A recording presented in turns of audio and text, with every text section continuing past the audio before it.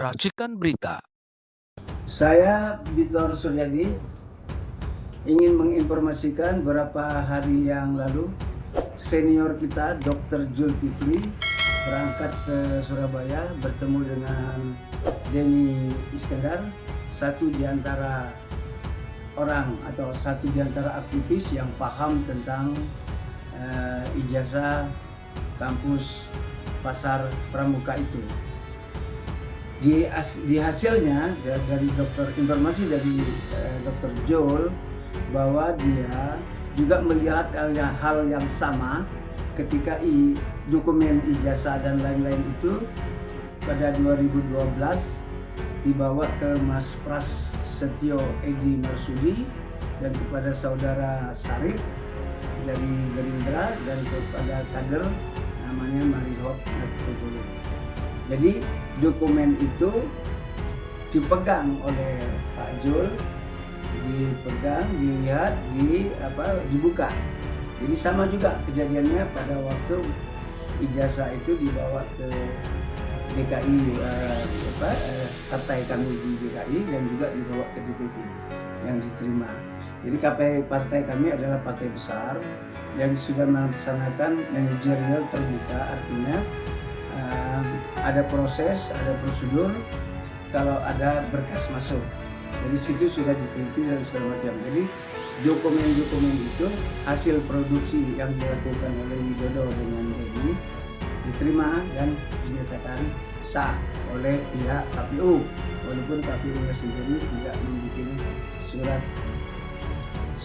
verifikasi ke kampus. Nah, jadi Pak Jol itu menceritakan dia menjadi heran semua dokumen yang harus pakai foto itu fotonya sama semua, sehingga dia berkesimpulan ini dokumen asli tapi orang yang berbeda. Nah, jadi dalam statementnya dia mencari Jokowi yang asli itu yang mana, karena berbeda dengan yang di foto-foto itu. Apa yang berbeda di dokumen-dokumen itu? Nah, jadi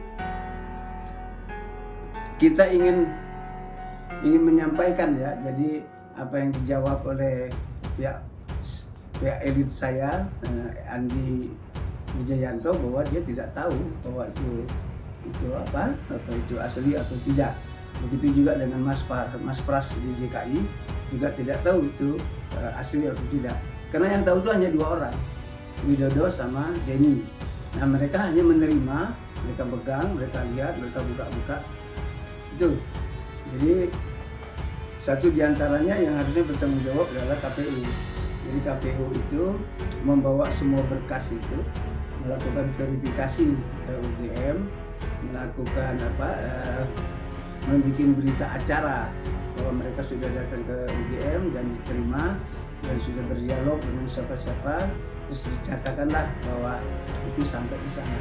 Nah, kita mau melihat dokumen-dokumen itu setelah diserahkan oleh Mas Pras dan kawan-kawan ke KPUD DKI, apakah Widodo melakukan juga distribusi kemana-mana?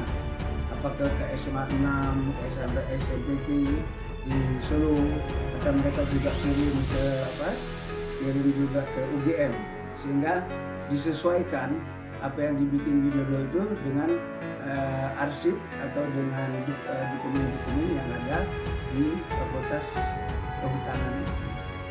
Nah, saya juga sekarang sedang berusaha, karena Jokowi ini adalah 10 tahun jadi wali kota atau kurang dari itu, tentunya ada surat-surat yang pernah dia tanda tangani sebagai wali kota.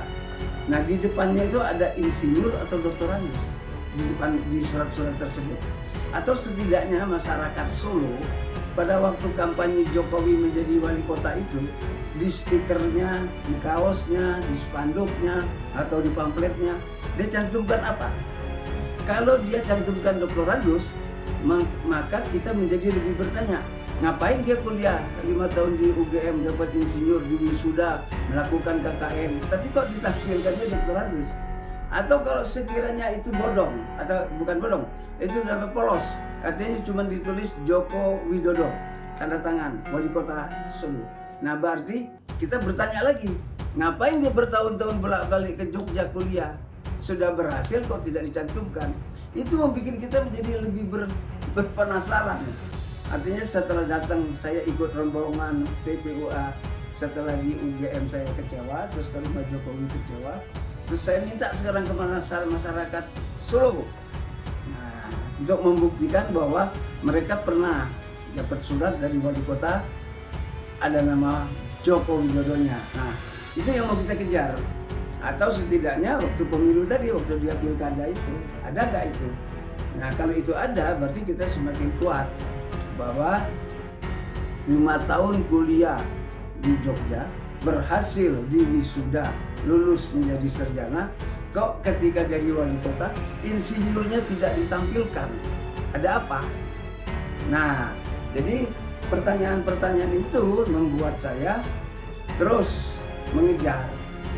Nah, saya belum berhasil kontak Bambang Tri. Kenapa represifnya Jokowi itu semakin kencang setelah menjelang munculnya Roy Suryo pada waktu Dr. Tifa, waktu Dr. Rismon dan kawan-kawan TPUA. Jadi sebelum ini maka ada peristiwanya Bambang Tri dan Gus Nur. Mereka dipenjara 6 tahun sampai ke pengadilan, tidak ada bukti ijazah itu. Nah, kita melihatnya menjadi aneh. Kok jadi seperti itu ya? Kita lihat juga pernyataan dari Baris-Krim. Jadi kalau Baris-Krim itu paham bahwa ini produksi pramuka, maka kami ya di luar, kami meyakinkan bahwa memang hasil Universitas Pasar Pramuka itu 99% enggak ada beda dengan asing.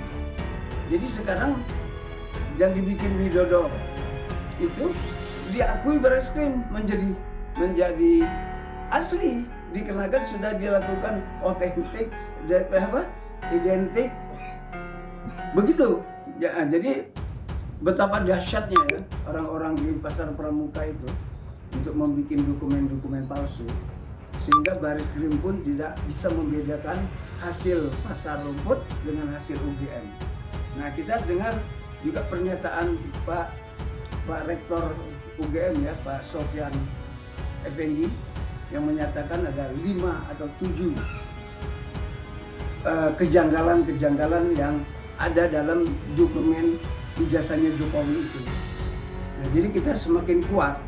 Nah, setelah kami dari Solo, dari Jogja, Ibu Mega juga bikin pernyataan. Kalau memang punya, ini loh, tunjukkan. Pada waktu Ibu Mega lagi pidato di Prime. Nah, begitu juga Ahok. Ahok bikin pernyataan. Yang tidak berani menunjukkan ijazahnya, berarti yang dimiliki oleh orang itu palsu. Nah, keadaan-keadaan ini yang meyakinkan kita. Saya tinggal menunggu satu info lagi. Info ini sangat penting ketika masyarakat Solo itu melaksanakan pilkada, melihat stiker, melihat spanduk, melihat pamflet, melihat kaos ada nama Jokowi, Rudi, XX. Nah, itu apa di depan namanya? Insinyur, doktorandes, atau polos, belum punya. Nah, jadi saya semakin kuat bahwa Jokowi adalah alumnus Universitas Pasar Pramuka. Itu tidak bisa dihindari lagi. Ketika nanti saya mendapatkan info dari masyarakat Solo. Masyarakat Solo itu kan banyak. Jokowi disuruh menang katanya sampai sekian puluh %. Kalau udah luar biasa. Nah, kita mau kejar. Selama dia 10 tahun menjadi wali kota, dia menandatangani surat-surat wali kota kabupaten pemerintahan di Solo itu, dia pakai titel apa? Kalau titelnya kosong itu berarti dia tidak menggunakan insinyurnya yang dari Jogja, dari UGM. Nah, kalau dia dia cantumkan bahwa pada waktu itu dia pakai doktorandes, maka dia kuliah di mana lagi setelah kuliah dari UGM? Lantas kenapa dia pakai yang Dr. Andes dari swasta itu, bukan pakai insinyur dari UGM? UGM itu luar biasa, bro. Kita bukan macam aduh luar biasa deh. Kan dia termasuk kampus pertama dan kampus terbesar. Nah di sini kita mau lihat. Nah saya juga berharap dari kawan-kawan aktivis yang ada di Jogja, di UGM, ayo dong perjuangkan kampus yang jujur, kampus terbuka, kampus yang benar. Nah kita tunggulah hari ini. Tadi saya sudah bilang juga sama Mbak Sekar, saya lagi menunggu satu informasi. Jadi sekarang kita sudah punya saksi hidup 3. Prasetyo dan kawan-kawan pada waktu menerima dokumen itu maju di Pilkada 2012. Terus DPP PDI Perjuangan menerima itu ketika Jokowi mau maju jadi Pilpres. Nah, terus kita dapat lagi dari Dr. Jul. Jadi dari tempat ini saya sudah tanya, saya sudah dapat informasi. Kalau kemarin kan kita dapat informasi dari Mas Andi Jayanto ketika ketemu dengan Santana TV, dia menjawab apa yang saya maksud.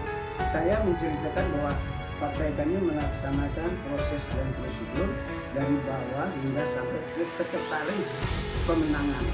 Nah, dia sudah lihat dan dia kasihkan kepada LO dan LO mengantarkannya ke KPU. Tidak ada berkas kandidat yang keluar dari kantor kami kalau tidak melalui sekretaris panitia pemenangan. Jadi penjelasan Mas Andi tidak menyimpang dari apa yang saya maksud, dan saya tidak menuding apa-apa. Saya hanya membutuhkan itu tadi, adalah dia pegang, dia lihat, dia buka, dan kok sama semua, cuman dia nggak bunyi. Yang bunyi itu Jul, Mas Pras. Itu saja pagi ini. Terima kasih banyak Mbak Sekar. Salam warahmatullahi wabarakatuh.